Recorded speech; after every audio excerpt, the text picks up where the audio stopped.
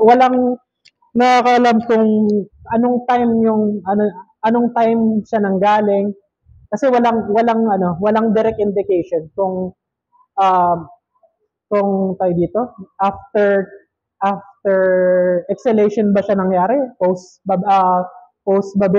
Babylonian captivity. Yung nakita ko din sa The Bible Project ang sabi niya din is si Prophet Joel is parang may idea na sa may idea na siya dun sa kwento nila Isaiah, which is true naman. May mga quotation siya sa First Kings and Second Kings, and while Wilmington has a different kind of side. So marami akong pinagkunan ng sources about this. Yan nga. Mabalik tayo.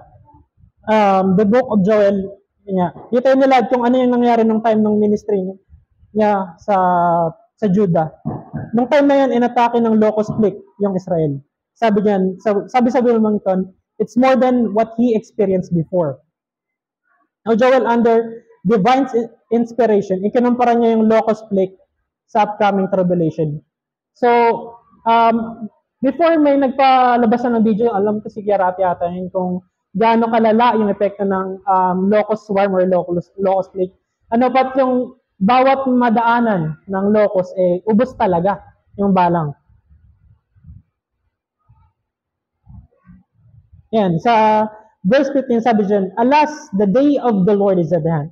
Now, going back to the locust comparison, inilintulad niya ito bilang isang Lord's army na mababasa natin sa Joel chapter 2 9 to 11. Chapter 2 verses 9 to 11 sabi diyan, they shall run to and fro in the city, they shall run upon the wall, they shall climb up upon the whole rises, they shall enter in at the windows like a thief. So parang locust, parang inaintulad yung locust army ay yung army ni God na parang bawat madaanan is ubos lahat. Sino nakapanood na dito ng Lord of the Rings? Kung saan, ayun. Sorry, sobrang luma na ng palabas na yan. And yung may isang army doon na parang mga ghost na kung saan bawat madaanan nila ubos. Parang ganun yung army ni God. Ayan. And the Lord shall utter his voice, start and shall withdraw this shining, and for his camp is very great, for his strong that executeth his word. For the day of the Lord is great and very terrible, and who can abide it? So the day of the Lord is very terrible. Di ba yung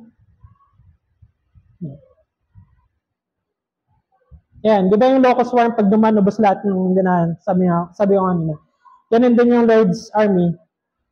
Sabi sa verse 10, the earth shall quake before them. As we read the book of Revelation, sobrang nakakatakot ng day of the Lord sa mga unsaved. And Joel already give a hint of those details dyan sa Joel 2 verse 2. Sabi dyan, a day of darkness and gloominess, a day of clouds and of thick darkness. Knowing that these events are terrible to those who don't know Christ, what should we do? Sabi dyan sa chapter 1, verse 5, sabi dyan, awake ye drunkards and weep, and how ye all ye drinkers of wine, because of the new wine, for it is cut off from your youth. So, commonly, awake is ginagamit kapag natutulog. Pero paano ginamit yan ni Prophet Joel yung word na awake? Sabi dyan, awake you drunkards, weep, and how you drinkers of wine. Now, as we study the Bible, we notice that drinking of wine is a habit of the Israel's people na pag nabibilis sila ng sobra, nag-feast sila. We observe this way back Judges kung saan matapos nilang magkasala, ipapasakop sila sa iba't ibang bansa na nakapaligid sa kanila. Tapos yan, magpapadala si Lord ng judge, tapos yan, mag-celebrate sila, tapos yun, common custom nila yung alak, kaya yun, nagiging over-complacent sila na yun, sa blessings nila matapos nilang magtagumpay. Hanggat sa, yun, dinidisregard nila yung laws ni Lord. Sasamba na sila sa mga Diyos-Diyosan. So, hanggang sa, umabot na yun sa time ng kings, ganun pa din, cycle pa rin yung pag-uugali ng mga Israelites. Wine is symbolically symbol of joy and celebration. While on the other hand, because of the new wine, while on the other hand, sabi dyan, the wine is cut off, meaning God's favor is not in them anymore sa bansang Israel. In verse na kadugtong niyan, sabi dyan, may sinabi yung word na poor, meaning sinabi dyan ni Prophet Joel na ito yung kasunod na mangyayari. Joel points out that we should be awake to the impending things to happen and stop being complacent. Stop being relaxed for the day of the Lord will come. So my brethren, things are happening too fast. Kagaya nga ng sinabi ko nga, sobrang pasama na ng pasama yung mundo and yung mga tao ngayon is mas pinipili pa i-justify yung mali na gawin nilang tama. Yan.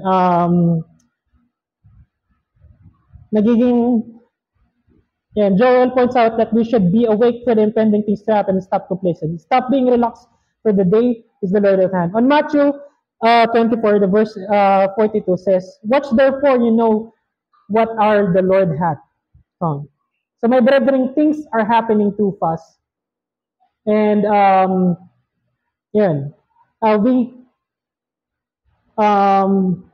we clearly saw what is happening to the world right now. And we need to reassess the whole situation. Now, number 2 is that we need to repent truthfully. Yan, sabi dyan sa Joel chapter 2, the verse 13, sabi dyan, and rend your heart and not your garments, and turn unto the Lord your God, for he is gracious and merciful, slow to anger, and of great kindness, and repenteth of the evil. So, yun nga. Number 2 that we need to repent truthfully. Kaya, kapatid, baka naman talaga siguro masyado kang complacent, hindi mo pala tinanggap si Lord sa puso mo. Hindi mo pala siya tinanggap ng buong buo.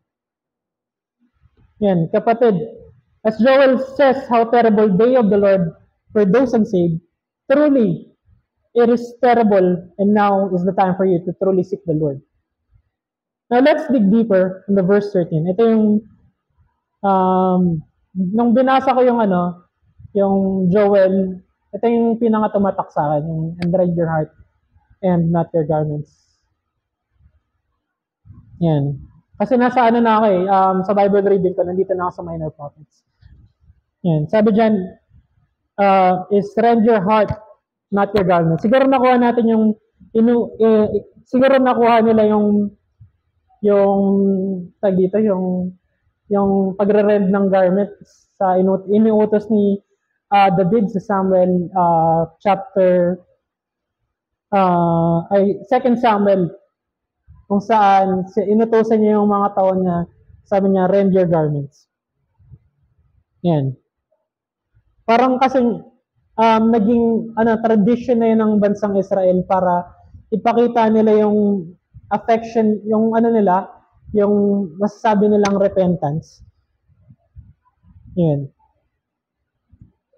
In these times, para mapakita na nagsisisi sila sa kanilang kasalanan, that they would rend their garments. Pupunin nila yung kanilang kasuotan. Now, Joel says, rend your hearts, not your garments.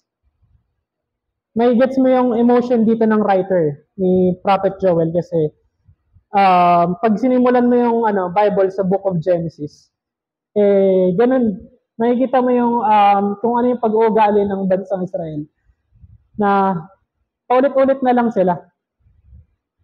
Paulit-ulit na lang sila na yung kagaya na sinabi ko kanina sa Book of Judges na kung saan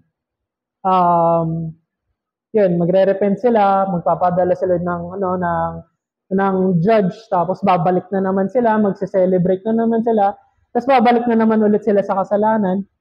So, gano'n na lang nagiging cycle. Parang hindi na nagiging totoo yung bansang Israel sa kanilang pagre-repent.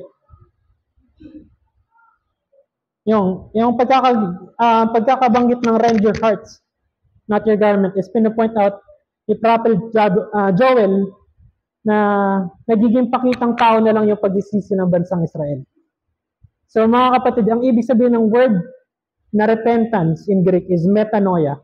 Ibig sabihin nun, I change one's mind. So mga kapatid, this verse would clearly say, true repentance is not a show of action, but rather a change of heart. And continuing din sa sinabi dyan na verse, sabi dyan, turn unto the Lord your God, for He is gracious and slow to anger, and great kindness, and repent of evil. For those who are not, saan na ba ako? Yan, for those who are not true to their faith, that you didn't accept our Lord Jesus Christ. Now is the time for you to turn to your God. Sa mga nandito lang, dahil sa girlfriend nila, now is the time for you to turn to the Lord your God. Sa mga nandito lang, dahil sa crush nila, now is the time for you to turn to the Lord. Yan. Sabi nga dyan, remember what Prophet Joel says, rend your heart, not your garments. Now is the time for you to turn to the Lord your God. In verse 32, sabi dyan, whoso call in the name of the Lord shall be delivered.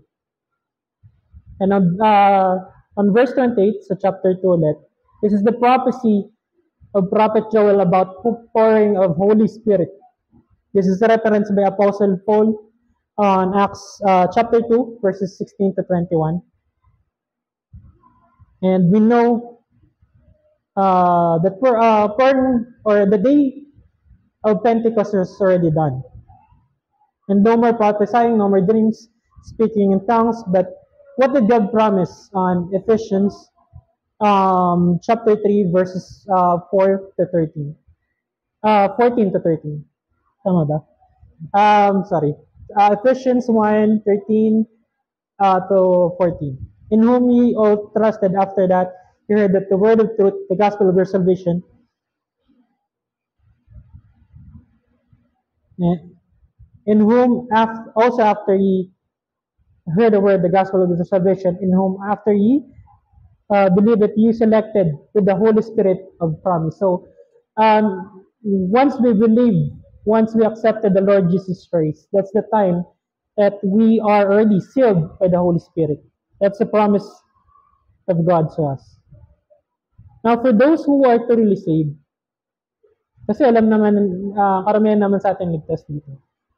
Now, for those who are truly saved, now it's time for us to share this gospel, not being complacent, for the days of the Lord is at hand. And we need also to render our heart kasi, yun nga, pag minsan nagiging complacent na tayo, nagiging tamad na tayo sa pag-share ng gospel.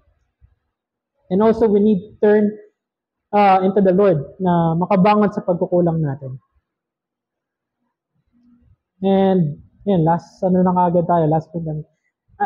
as we repented and turned unto the Lord, as the Lord God's promises eternal life and salvation, we should rejoice in the Lord. And mababasa natin yan sa Joel chapter 2, 21 to 23. Hindi ko na babasahin. Now this is the event that we shall see in the new heaven and new earth, on how the new Israel shall be magnificent and bountiful. Kasi sabi dyan,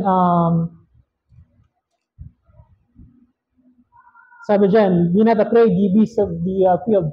Fear not, sabi sa 21, O land, be glad and rejoice, for the Lord will do great things. And mababasa natin yung great things na may offer ni God sa verse 22 and 23. Kung saan nandito, pinipicture ni God na gaano magiging ka-bountiful ang new heaven and new earth. And this picture also sa magiging new Israel.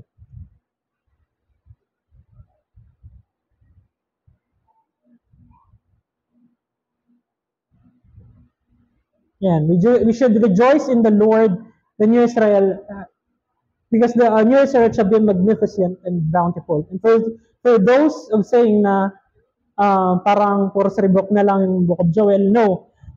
The book is not written like that. Yes, the book of Joel is about the day of the Lord, but not just to give warning, but also to give hope. As Christian, it is truly a comfort to us that we have these promises, that really we have eternal security on Christ alone. So mga kapatid, ipagdadamot ba natin yung eternal security natin? And as Matthew 24 verse 14 says, in this gospel shall be preached in all world. Sabi yan, go ye therefore and teach all nations, by baptizing them in the name of the Father, the Son, and the Holy Ghost. Teach them to observe all things whatsoever always in the world. Amen. So it is therefore a command unto us na iba should have a sense of duty na marami pang kailangan na mabahagian ng kanyang salita. So mga kapatid, question, can we rejoice knowing that your loved one would suffer eternal affliction? So last Sunday, meron tayong guest preacher. Sabi niya, nirebuke niya tayo eh. Sabi niya, mas marami pa daw na attendee siya even though close country yung bansang Vietnam. Eh tayo na free country, nakita na, siguro na-observe niya o konti lang yung attendee ng afternoon. Di ba? So, yun, when the pastor says na mas marami pa silang attendee when their close country, parang then I felt challenged and also noticed that I was being too complacent. And yun nga, now I have studied the book of Joel, na tawan ako na hindi dapat tayo magpapetex-petex pa. And hindi porket na yung prophecy ng Joel is sabi nga ng Bible, hindi natin alam kung ano yung hindi natin alam kung kailan darating yung pagdating ng ating panahon. And we already know that we are bounded and eternally have a promise that we are already saved because our Lord Jesus Christ. But what about those others who need the gospel of Christ? And Joel, yun nga sa verse 5, sabi niya, awake. Now is the time na gumising tayo mga kapatid. Yan nga, as we close. Now is the time that we should awake. The day of the Lord is at hand, and we must reassess the whole situation, repent truthfully, and rejoice in the Lord our God, because He is with us. So mga kapatid, we need to realign our faith. Tayo pa ito mayat na lang. Aming dakilang Diyos mapangyarihan sa lahat. Forgive me, O dear God. Truly, O dear God, I would say that I don't deserve such privilege, O dear God. But thank you so much. Even though there's a very small amount of time, O dear God, you use me in the ministry. we gladly accept and learn continuously in thy word, O dear God. And kaming narito, we heard, learn about that we should realign our faith.